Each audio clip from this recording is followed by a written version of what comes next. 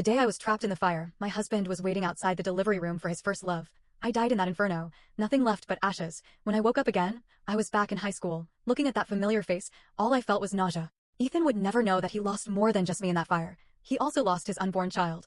It was Ethan's turn to clean the blackboard today, but the name written there was clearly mine, Mia Sanders. Everyone was used to me covering for Ethan. After all, I used to be a total doormat for him. Showtime, Mia. Chad tossed the eraser at my desk, gesturing for me to wipe the board for Ethan. I stared at the eraser, scoffed, and walked towards the blackboard. The girls who always looked down on my fawning over Ethan started their usual snide remarks. Seriously, so shameless. She's been doing this for ages, and he barely even looks at her. I know, right?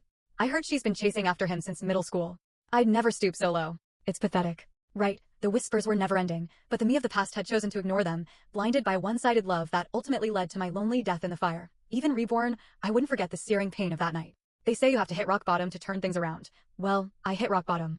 Time to turn around. Everyone probably expected me to do what I always did, erase the board for Ethan, fetch him hot water, basically wait on him hand and foot. It was precisely because I was so used to giving that Ethan, 10 years later. Mistook himself for a king, but not today. I looked at the girls who were mocking me with feigned gratitude. Thanks for the heads up, ladies. Freak. Ignoring their taunts, I erased my name from the blackboard and wrote Ethan's in bold letters. No need to change the name anymore, class president. Sorry to bother you all this time. The class stared at me, dumbfounded, as if I'd done something truly shocking. Is she crazy? What's her deal now? You guys don't get it. It's reverse psychology. She's playing hard to get, waiting for him to come crawling back. Whatever. I shrugged and looked at the math equations covering the board. As I put down the eraser, I saw Ethan walking back from the basketball court. Point 2. He was undeniably good-looking. Standing there at the doorway, backlit, it was easy to understand why I'd fallen for him. But now, looking at his face, I only felt disgust. The chattering girls suddenly fell silent. The entire classroom held its breath. Dozens of eyes were waiting for the show. I brushed the chalk dust off my hands, walked calmly to my seat, pulled out my chair, and sat down. I didn't glance at Ethan once. He hadn't noticed the blackboard, probably assuming I'd already taken care of it. He went straight to his seat, reaching for his water bottle. Unfortunately for him, I hadn't filled it today either. His best friend, Zach, noticed the blackboard and whispered, "Dude, what's up with Miss Benson? Writing your name up there? Mia didn't wipe the board for you. And no water." Ethan finally noticed the math equations scrawled across the blackboard, his brow furrowed, but he quickly regained his usual nonchalant expression and reached into his desk drawer. Normally, there would be a clean handkerchief and a carton of warm milk waiting for him, but today, there was nothing. Zach watched as Ethan came up empty-handed and, with his usual lack of tact, said to me, "Mia, what's with this sudden change of heart? Not wiping the board, no milk, no water? What gives?" I frowned at Zach, impatience creeping into my voice. Is he disabled? Can't he do these things himself? I'm not his mother. I have no obligation to take care of him. Ethan's eyes flickered, and he let out a soft, cold snort. He probably thought, like everyone else, that I was just playing games, waiting for him to coax me back. Ethan nudged Zach with his foot, telling him to shut up. Zach obediently went up to erase the board. I opened my textbook and started studying. Because of Ethan, I'd given up a chance to attend the prestigious Northwood High and came to Southwood instead. I could have been in the advanced placement classes here. But because of Ethan, I ended up in the lowest level class. I'd fought with my mom about it, but she eventually gave in. Our families were close, so it didn't matter where I went to school. The plan was always for me to go to college with Ethan anyway. Perhaps it was because of our family's connection that I'd always seen Ethan as my Prince Charming. Now, all I could think was, what a jerk. He acted like he was some kind of royalty. This time around, I was going to stay far away from Ethan, starting with the next seating chart change. I was determined to get into the top 10 in the class on the next monthly exams. I never wanted to sit in front of Ethan again. Zach came back down after erasing the board. Seeing me studying, he snatched my book. Whoa, Miss Sanders hitting the books. Getting ready to tutor our dear Ethan again? Maybe you can help me out too. In their eyes, everything I did was ultimately to get Ethan's attention. I grabbed my book back, my voice etched with annoyance. A dumb brain is a dumb brain, no matter how much tutoring it gets. Maybe you should just go study abroad or something. I turned with my book and met Ethan's eyes. He was angry, of course. In his mind, Mia would never say anything bad about him. Did I do something to you? His tone was sharp, almost hostile. I ignored him, walked past him with my book, and returned to my seat. Knowing Ethan, he wouldn't ask me twice. Sure enough, he kicked the chair next to him and stormed out of the classroom. I shook my head.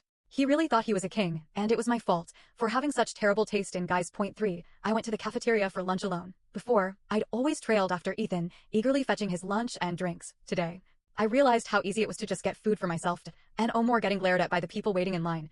Many times, I'd been yelled at because I was trying to get Ethan's favorite sweet and sour pork, and all I ever got in return was, "I didn't ask you to get me lunch." Serves you right. Yeah, serves me right.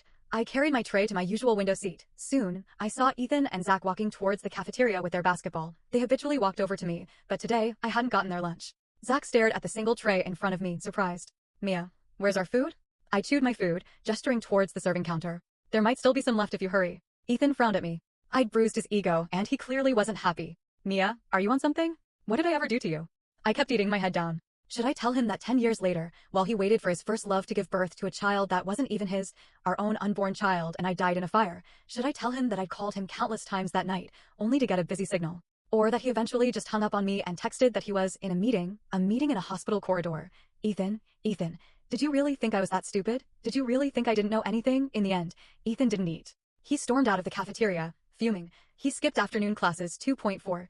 That evening, I told my parents that I wasn't going to college with Ethan after graduation. My mom asked why. Looking at my parents' faces, I felt a sudden lump in my throat. I was their only child, and in my past life, I'd been so obsessed with a man who held no love for me in his heart or eyes that I'd neglected the two people who loved me most in the world, and in the end, I made them bury their own daughter. I sniffed and said, I want to spend more time with you guys. My dad always spoiled me. If I made up my mind about something, he would support me. After that, my parents found me a tutor. He was a year older than me, from Northwood High. He'd gotten the highest score in the city on the entrance exam. His name was Ashton Hughes. Ashton came to my house every weekend to tutor me. He was incredibly smart.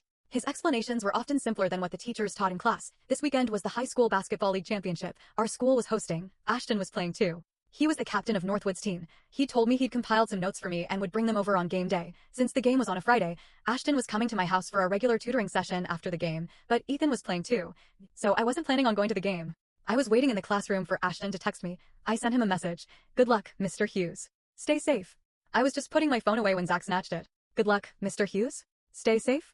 Mia, have you moved on? Zach's loud voice attracted Ethan's attention. He looked over at me, a strange expression on his face.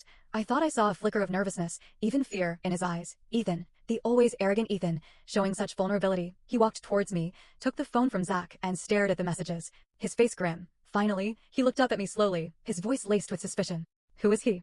I snatched my phone back and shoved it into my pocket. What's it to you? Zach gaped at me. It was hard to believe these words were coming from Mia.